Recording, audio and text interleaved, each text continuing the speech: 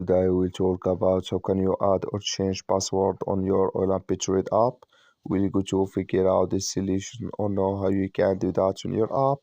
So you just follow these ways, then it's going to work with you. All you have to do in first, you just go above this sign, click on it. So then it's going to take you to your profile. It's going to show for you like this here. Then you go down, just click here on settings. So then you come to next step here, it's going to show for you like this. You will find here password, you just click on it, and here add your current password, then here add your new password and confirm new password, then you click here on change here password. So then here automatically it's going to change with you on your Olymptrade app. So that's all you have to do to change your password. That's all. I wish know you I get it.